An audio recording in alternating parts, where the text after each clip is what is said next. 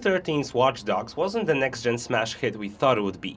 The new IP from the French developers suffered a major visual downgrade before the release, and the game, despite being overall quite fun, had several issues that prevented it from gaining a legendary status. After nearly 2 hours with Marcus Holloway in Watch Dogs 2, we're quite positive and looking forward to the upcoming blockbuster. It seems as if the sequel is learning from the mistakes of its predecessor. Here are 6 things that Watch Dogs 2 does better than the original. Please enjoy.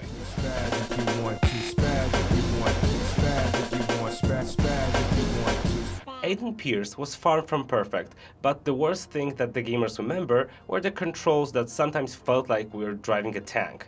Despite being a hacker and occasionally a one-man army with a raspy voice worthy of the Nolan's Dark Knight, a small hedge or a barrier were too much for him to handle.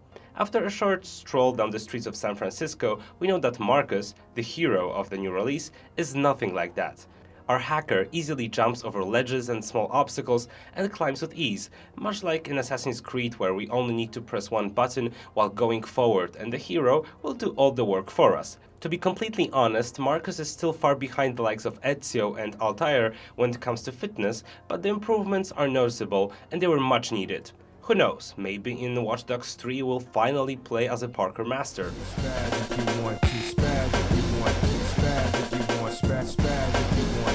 The biggest criticism towards Watch Dogs was the visual downgrade and the surprising change in how the game went from promising to average looking before the release. The PS4 version of Watch Dogs 2 we played doesn't seem to have any problems like that. The game looks just like it did on the first gameplays we've seen, and everything runs pretty smooth. The game isn't revolutionary in the graphics department, it won't feature spectacular sights like in Uncharted 4, and it doesn't set any bars. However, it's clear to see that Ubisoft's marketing is honest with us, and the game looks, well, good, without saying too much. I just hope that other versions are just as well optimized as the one we played, and this promising title will fully spread its wings on max settings on the PC version.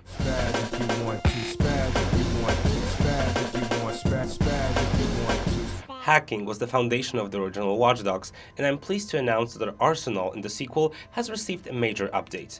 Apart from that, 2 of the additions to the Bad Blood DLC make a welcome comeback. I'm talking here about the remote-controlled vehicle and environmental hacking, which I'm especially excited about.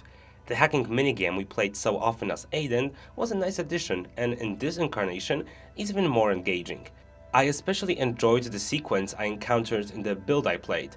Sometime into the presentation, Marcus was tasked with taking over a certain tower, and we had to pilot our drone back and forth to connect the nodes scattered throughout.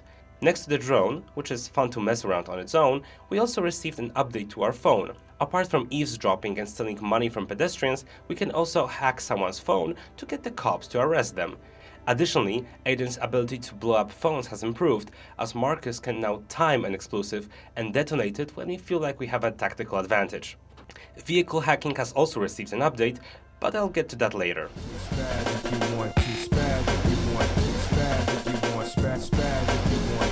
Driving in Watch Dogs was one of the things I don't remember fondly. It feels improved in the sequel, at least in what I've played. We finally got an ability to both drive and shoot, which was something Ubisoft mysteriously forgot about in the original. As stated before, we got new hacking abilities while sitting in the driver's seat. I really like the ability to create a disturbance of sorts that sent the nearby cars driving off in random directions.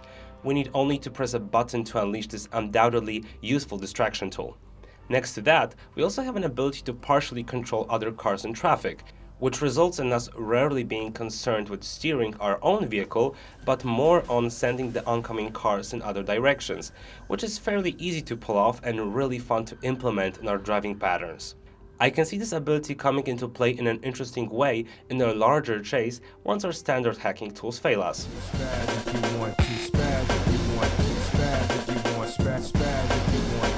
The original had a ton of side activities, but many were lacking in quality, tasking us with doing the same thing over and over after a bland intro, not to mention the idiotic drinking minigame.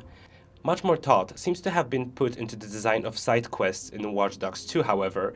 One of them involves traveling to a point of interest and taking a selfie there, which on its own is fun to do, as it encourages exploration and traveling to new locations. Despite being something pretty minor, it ties nicely with the game's themes and its focus on social media culture. Thanks to an app also, called Driver San Francisco, which is in a way a Uber on steroids, Marcus can go on missions just like in the cult classic Crazy Taxi game, pulling out stunts with the use of nitro to make our passenger happy. In one of those quests, minor small talk with the passenger turned into a dialogue that gave the seemingly insignificant activity some ground and plot behind it. If more quests play out like that, we're in for a treat. In conclusion to side quests, I also need to mention races and timed drone flights. They are just there, to be honest, and I hope they don't overstay their welcome.